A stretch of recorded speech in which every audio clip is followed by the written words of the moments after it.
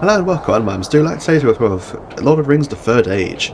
So, we're just about to encounter our fourth party member, I think just up the road here, and if I remember right, we don't get our fifth party member until like much later in the game, so we're going to be stuck with this sort of like group of individuals for quite a bit in the game. So, I'm just wondering, do I still need our guy Elagost out in front? Level 9, 10, 9. Yeah, I think we'll keep him out for a little bit longer, and then we'll probably have our fourth party member out for a bit to gain some more experience as well. Right, okay, I think it's up this way that we need to go. Oh, stuck on random scenery. Just wonder if there was a thing in that corner there.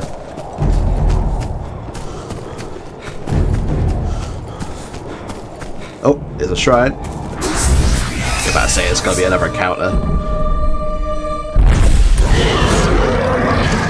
Okay, this shouldn't be too bad. I don't remember what we were leveling up. I think we're trying to do more bowcraft, right?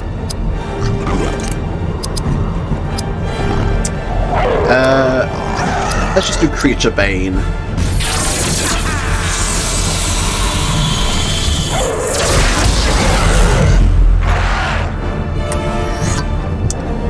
As for you, Drill,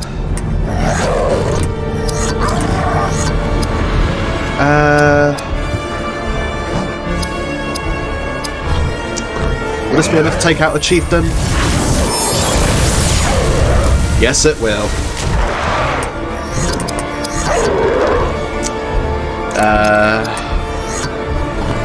Yeah, let's do some more swordcraft. Yeah, let's just do an Orc Bane. I think Guardian Strike could have been enough, but just, you know, for the laughs. Nice. That's level 10 as well, so... Oh, come on. That's like totally edging me a bit on that level. Ooh, new Idriel gear. Oh, well, there you go, there's a level. Once again, I'll probably just say this as a reminder at the sort of start of every of these videos, just in case. But once again, yeah, like flashing lights warning and all that sort of stuff, this game has a lot of it. I feel like that's I could just put up like a disclaimer somewhere, but I feel like just me verbally saying that is just a lot better. Epic scene, okay. Saruman's Trap. War is soon to come to our time. Even now, Saruman sends forth his cruel orc servants. I escaped his trap at Orthanc, and now he seeks to hunt me down ere I finish my task. Understand that a great eye watches all in the darkness, building in power as it prepares to destroy this world. As I speak within your mind, Saruman rallies the wild men to his cause. They will pour forth here and in Rohan, burning as they go. I would suggest you find the dwarf quickly, before Saruman wins his war in this land. I think it's always really funny when you see, like, Saruman's, like, where he does all his operations stuff, because it's like everything's so dark and also like all these dark colours and everything, and then he just got this brilliantly white wizard amongst it all. So he like sticks out like a sore thumb. Right, so we should get 4 points for each of these guys because it's level 10. Yep, okay. Let's see, what do we need? We need some speed for you. Some more speed, some strength. And you know what? Let's put... Yeah, let's put more strength. Why not? There we go. Let's do that. And as for you, Ghost, you need Constitution, definitely. And then I'm going to put some Dex and Speed into you. There you go. Also, Idriel got a new bit of gear. Let's see what this look like compared to what I've got. Straight upgrade by the looks of it. It's more armor, more Dex. Resistant to Shadow. This resists fire and water. I think overall this is better. It's a bit more of a armor buff as well. Yeah, let's put this one on. Also matches the armor a bit more as well. Right, okay. So let's see, I think this is our next elf stone. I think this is the last elf stone as well, isn't it? All artifacts, yeah. Armor enhancement. Well, we definitely know who doesn't need that. Let's also bring back our Bearfor for a brief bit. Let's see, who's lacking in the armor department? I'm about to say it's got to be Elagos. I love how he's got like all the all but one of the stones. Oh, interesting. Okay, so this increases not just his armor, increases his AP by 1, Constitution by 1, and HP. I guess HP is going up slightly just because it is giving him extra Constitution. Okay, let's put that on him. Does that make him? I say that makes him the guy with the most health at the moment, because he's got the the health and armor enhancement on now. Let's see what this is. Right, okay, I thought this was the way to the dwarf, but I guess not. I was also thinking about how I think I've missed what do you call it, the wolf stone back somewhere, but I guess not. Right. I don't think we need to put a save down, I think we're fine. I think that is... This is the way I can't go yet, isn't it? Because I need to find... Oh no, I guess I can go this way. Oh, maybe I need to do the elf stones. Maybe that's what it was. Oh, it might be that I got the map from that thing, because he said one of the elves, one of the orcs went to a healing site, didn't they? So I've probably got the map from there. I would just put a save down here, just because I don't think I need it, but just in case the game crashes or whatever, it's best for me to put some more saves down. The emulator does have save states, but they don't seem to be very reliable. Like, whenever I sort of reboot up the program, it seems like the save states are kind of gone, so I don't trust that. The manual saves in the game seem a lot more reliable. Oh, here we go. Ah, fresh tracks. The dwarf came this way. He is heavy for one so small. Jesus. I'd be careful not to say that around him. Yeah. Quiet. Both of you. I hear something. Well, Ranger, it's about time. Of course, he's gone up against a cave troll. Right, so here's our dwarf party member, Hadhod. He's an absolute unit, and the one character in this game that I'm not going to be dumping points into Constitution for, because his Constitution like skyrockets from what I remember. So, first off, Company Valor, because this guy's going to hit us like a truck. Also, yeah, technically our first boss, technically, even though we'll fight a lot more of this guy later on. Right, so, Hadhod, he can taunt foe like Bearfor can, but he's actually pretty good at both his weapons and spiritcraft. He has Dwarven Cleave, which is powerful melee attack, Goblin Bane, which is greater damage to goblins, which will become quite good later, or not that much later to be honest. His spirit powers are also like really good like defensively though. He has Flaming Fury, which is similar to Idriel's Loudwater Fury, but it's fire element. And I don't think it's as powerful, but maybe I'm misremembering that. Stone Shield though is really good, because it basically just absorbs damage until the shield breaks. And I think the amount of health the shield has is affected by his spirit stat. So let's see. What do I want to do? How much AP do you have? Yeah, let's do a Stone Shield first real quick. Let's do it to Idriel.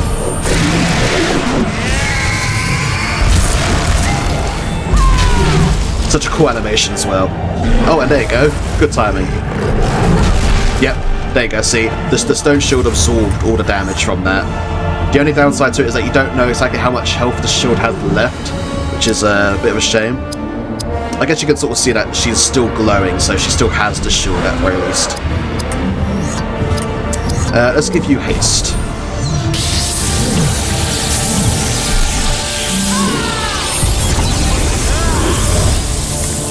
Also, he is my like second favorite character in this game.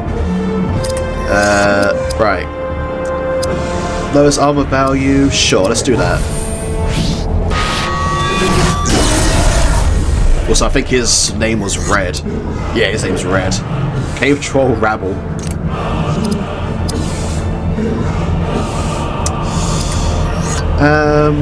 Yeah, let's do Loudwater.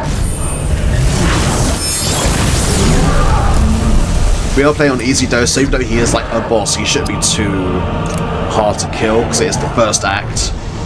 You know. Dwarven Cleave.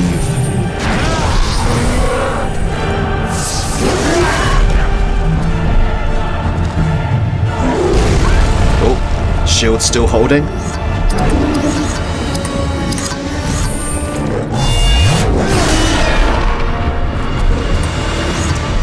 Right, Hadhod. You still got enough for a Dwarven Cleave.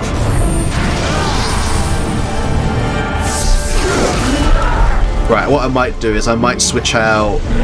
Oh. About to say, the shield's probably gone by now. Right. Let's switch out you for Elagost. Because if I don't give him at least a action, he's not going to get as much experience for this. I don't know if he classes as a creature. I think he does. That was quite good damage. Right, this might finish him off.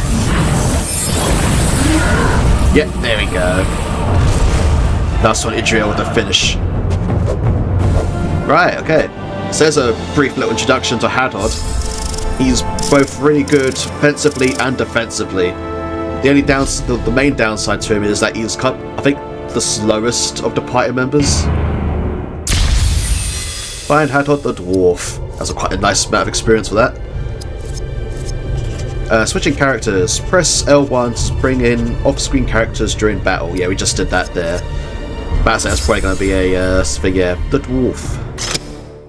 This dwarf who joins your company heralds from a people who hold themselves apart from other races.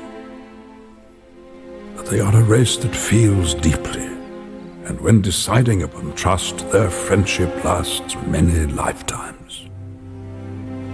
I have met a few of these stout fellows in my time. They appear small, but are not to be trifled with. Yeah, they're fierce fighters. As you enter their ancestral home, that their pride, greed, and stubborn magnificence created this now decaying wonder. Cool. I do love dwarves. Dwarves are like that. Elves are all like, oh yeah, we're like all this high and mighty and stuff, but there's like about dwarves that are like just really cool. And like you just know that if one of them was your friend, they'll just be like an awesome friend to have with you. Right, stats. So for Hadhod, as I mentioned before, I'm not going to... He's level 9, okay, so he's pretty up to scratch of our team.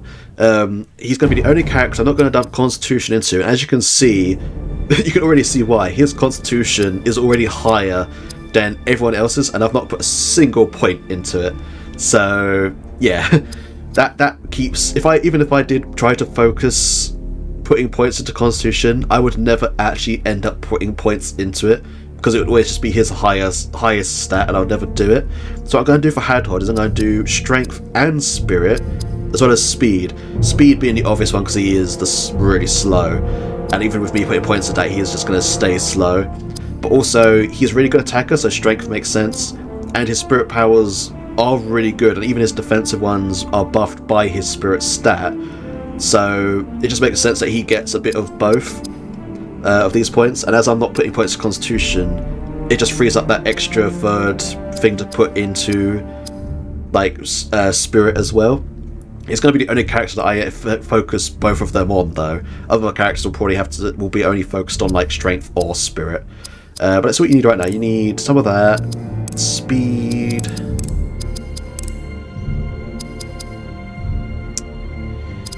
I might just be a bit generous and give you an extra bit of speed, just because you are really lacking in that department. Yeah, he is quite slow. Although saying he hasn't also got a lot of stuff on him at the moment, has he? I think I got some new gear from here. This just straight up gives him armor. Nice. He is pretty armored up as well. 63 is pretty good. Oh, and your helmet. which, yeah, brings you up to 89 armor. So yeah, that's the thing. He's got high health and his armor's pretty decent as well. I mean, Idriel's still kicking his butt because she has her really good, like, cheat armor that she starts with, but compared to, like, Berefor and Elagost, his armor is, like, really impressive. I do wonder if I can give him any L-stones that I've got. Water protection, armor, health, action. I don't think he needs any of these, really. What is his water situation? He's weak to water, whereas I think Berefor was just fine with it. Yeah, I can take off Berefor's water thing. There you go, unequip. And we'll give you the water one. Right, so if we look at the stats now, he's normal against water, and Berefor's also normal. Okay, good. I mean, regardless, we're going to have weaknesses here and there to, like, things for every character, but if I can get some of them down where I can, at least, that's good. I don't like the very weak Pierce on Elagost, though. That's a bit unfortunate, but oh well. Oh wait, before I do this, actually, I know I've been like trying menus at the moment, but we need to take a look at his skills. Right, so Axe Craft. He can only learn Cleaving Wound at the moment, but he's almost got it. Melee attack that continues to damage an enemy for a short time. Awesome. The good thing about these wound attacks is that they all stack as well. So Cleaving Wound can stack with Idriel's, like Wounding Strike. Not multiple of the same ones. I can't apply 2 Cleaving Wounds, but different wound skills stack. Let's see. Endure Flame. Reduces the damage your group takes from flame attacks in the next round. That's going to be pretty good in the Moria section of the game, because a lot of enemies there are fire-based, and the main boss at the end is a fire and shadow, I guess. So that's pretty decent. Kind of sucks that it's the next round. I don't remember it being like that. Damaging Shield's good, because it's... I don't think it works to protect. I think it's more that when you get hit by melee attacks, they also take the damage. I don't think it actually gives protection, or I might be wrong on that. Mountain Shield, though, is overpowered. Think Stone Shield, but the whole party. That is it's like a really overpowered skill that he gets. Downside to it is that it's extremely expensive. So I'm going to work on Endure Flame just for now, because that's a good early thing to get, and I think it's pretty cheap as well. But I think from then I might just go straight to Mountain Shield with that. Dwarven Evade. Oh, I forgot he gets Evade instead of, like... I didn't realise he got Evade. I thought he would have got something else more, and like increased strength or something like that. Increases Hadhod's attack momentum. That's pretty good. That basically just gives him extra speed. Right, okay. I think he gets counterattack, doesn't he, at some point? Yeah, he can get counterattack. Okay, that's probably what I'm thinking of. Right, anyway. Let's put him up front, because he is the lowest guy. Wait a minute. I forgot it did that. The camera, like, jumps down. Oh, that's insulting. Also kind of funny. Okay. Some supplies. I think I move slower as well as him. I can't be 100% sure, but I think I am. If we are likely to get an encounter up here, I might just give him some healing items for his AP, but I don't know if we do. I think we're fine. Yeah, we're fine to get back to the save point. This area's a bit jumpy, so also a bit scary if that crashes and stuff. So another is for me to save.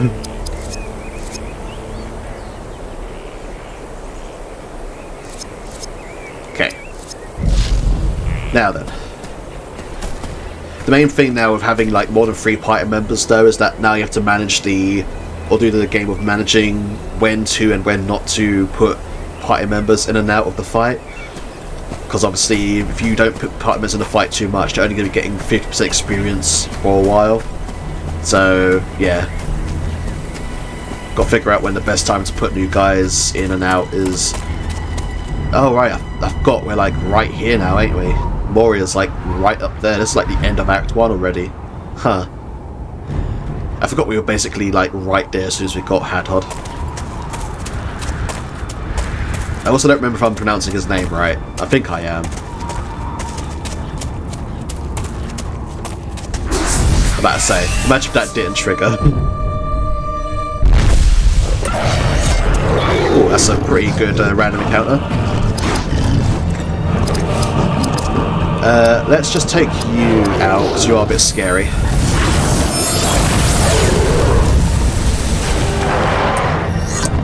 Right. What do we want to learn for you? It's pretty close with your axe craft, so let's do this.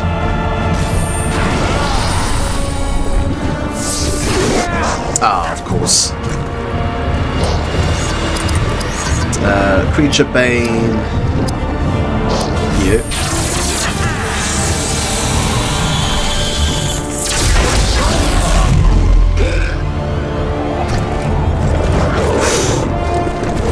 That would have hurt quite a bit because that's a piercing attack. Right, let's get some company valor up in there. So I want Hadhod to actually get this attack.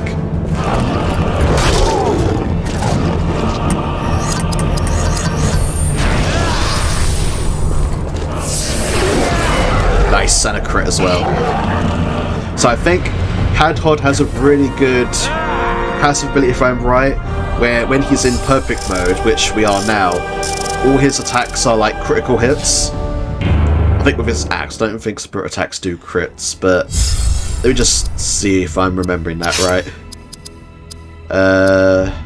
Damage, overwhelming axes, I think is the one. While in perfect mode, Hadhod's attacks will always give critical hits.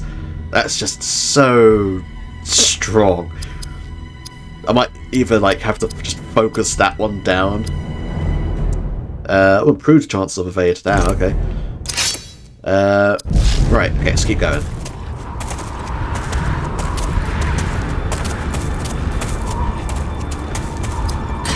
Rust of Moria. The items I feel like are one of those things where if you play on a hard difficulty you'd like definitely be using them, but in easy mode they're like not really necessary like at all. Right, okay, this is where our next boss fight is like an actual boss fight, whereas the troll was like oh, he's a boss fight but you fight more of him later. This is the kind of boss fight where he's a unique enemy. Let's put a save down here. He is also slightly annoying because he is a ranged fight, so therefore like cannot land a single hit on this guy, unfortunately. You can bring him out for like support, but that's it. You know what, I think we could do this. Oh, well, there you go.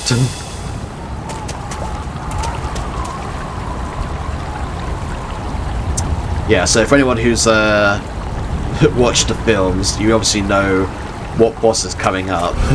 Look! Elves prowl the shore! Get them all! What is this thing? Prepare to fire! Fire! I love how all that stuff's going on and it's like, oh yeah, no, we'll take care of the Watcher in the water. Jesus. So yeah, as you can see, melee attacks do nothing here. You have to use ranged attacks. So, let's haste the elves on Hadhod.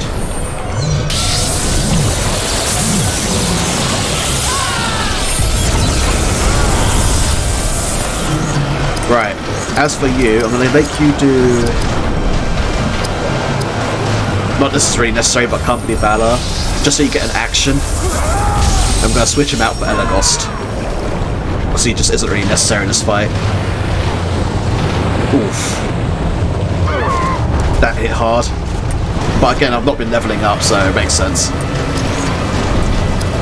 Right, Stone Shield. We'll do it to Idriel.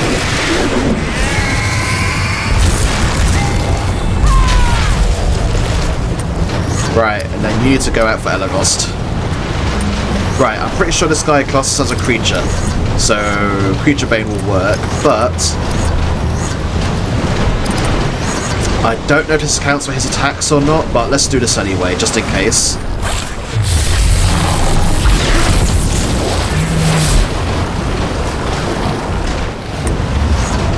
Right, okay. Flaming Fury. Nice. There's also a nice little detail in this boss fight as well. Then one of his tentacles is slashed off from when they cut it off in the film. I mean, this shouldn't really do much damage because it's water, but...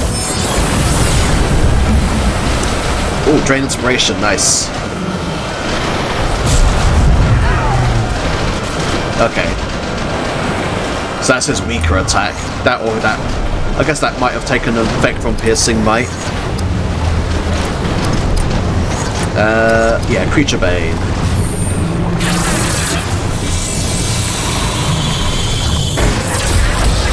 Oh, nice. Oof. Okay, Idria's shield's still holding. We're gonna need some healing.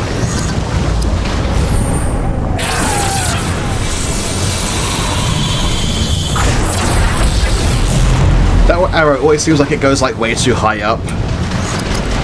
Right, you need some healing, Hadhod.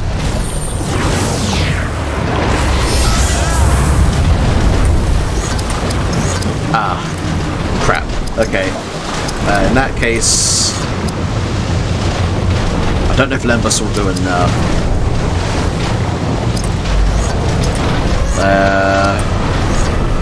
But we don't really want to use that.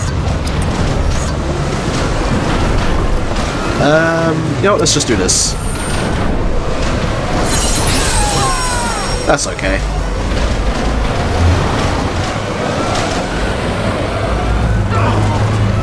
It's not quite enough for a Flaming Fury, I'm pretty sure, but I think this might... No, I don't think that's enough.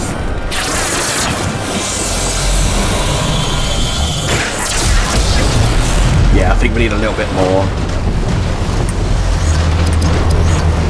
Ah, okay.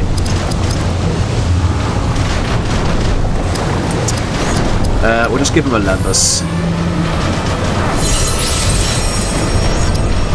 And I think you might be able to... Yeah, you can finish this off, but I kind of don't want to do that. Let's heal up Pentecost. I want Hadhod to do it because he should learn Endure Fire. Or Flame or whatever, right? Oh, no, that's Axecraft that he's close to, not Spiritcraft. I forgot. Still an extra SP, though. Nice, 9,600. And Hadhod should get more. Yep, there we go. A nice taste level for everyone for a boss fight. Okay, yeah, I forgot you get your first one of these from this guy. So I think the first 3 end chapter bosses give you elf stones that allow you to have another skill tree. Nibble crafting kinda sucks on easy mode anyway, because what it does is it lets you use an action to craft an item, and as you like level it up you get better items, but obviously as I'm not really using items that much in this difficulty, it's kind of just like a waste of turns on easy mode, I feel like. So not the elf stone that I'll be equipping really, but there's other 2 skill tree ones that are actually good. We shall get those at the end of other chapters. Watch out! Those tentacles are powerful! Excellent! They're digging a way in! He has opened the gate! I knew he was good for something. And there you go, that is Act 1 done. We are now in Western Moria, which I feel like is where the game starts to like begin. Stand back! It shall be a dwarf who first enters Moria. Because the enemies here up their game quite a bit. Rumors are true. Balin has failed. My people have failed. This fight took place decades ago. Their bodies returned to dust. These great dwarf lords stood here for thousands of years, Elf, and this abomination took place before them. I do not find that amusing. Some small measure of their great power remains hidden here. I can feel it. Let me help you reclaim it. for your people.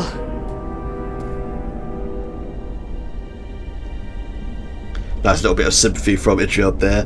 It's like, if there was any other situation, the elf would have just been like, whatever. Right. Runes of the Seven Kings. 7 rings of power were given to the dwarf lords, great miners and craftsmen of the mountain halls. But they were deceived by the Dark Lord Sauron. And in time their kingdoms fell into ruin. But the dwarves hold many secrets, and few are graced to share their language.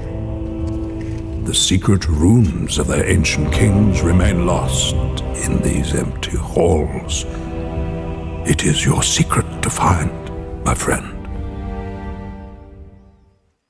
Cool. We knew a little bit about that anyway, like the first part of that information, because we know about the rings being evil and all that. Right. Let's see, what do you need? You're even on everything, so let's give you Dex and Constitution. This chapter and the next chapter are definitely chapters where Dex is like an important skill, so I'm a bit worried about my characters that I'm not dumping Dex into, because the goblins are very evasive. So this is gonna suck a bit. Oh well, you just straight up need Constitution.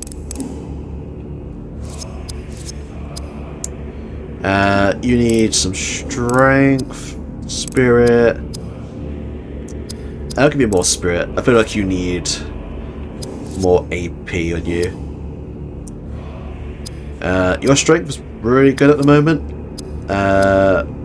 Constitution speed. There you go. This is also where stand fast for Bearfall is actually going to be like start to have like a good use as well, because enemies here will start to stun us. Right, okay. Don't think there's any items lying around, is there? No, okay. Right, let's put a save down. And we'll call this video here, and at the start of the next video there's something... Oh, okay. Travelling. Selecting travel at save points will allow you to return to lands you've already visited. Yeah, so you do that if you missed any side quests in those areas, or if you want to level up from the enemies there and stuff. Put a save down. So there's a thing that we can do now that we beat in a chapter. I don't know if it'll give you a tutorial on it. It's called Evil Mode. No, we don't want to do that. Resume game. There you go. Congratulations, you have unlocked Evil Mode. Fight as Sauron's minions to unlock unique weapons and items for your party. Select more on the title screen and then select Evil Mode. It's basically like big fights or like important fights or whatever that we had in completed acts that we've done. So we'll go back to that, was it Aragon or whatever it was called, chapter. We can play as the enemy in those fights, take on the party, and if we succeed in it, they're not usually too hard. You usually have to just figure out the right party members to take on first and stuff. But once you do it, like it says here, you get unique like bits of equipment, like elf stone, stuff like that to put into your actual game.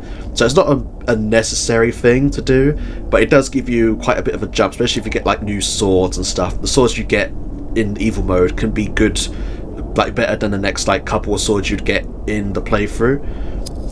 So what we'll do is we'll end this video here, and then in the next video, depending on how long, I don't remember how long the Evil Mode battles take, I think it depends on the act, but we'll start off with Evil Mode anyway, and then depending on how long that takes, that will either be its own separate video, or we'll do that and then jump straight back into the game. But for now, I hope you enjoyed this video. Leave a like and a comment, subscribe button, it's totally free and helps the channel grow. Thank you for watching, I'll see you next video. Have a nice day.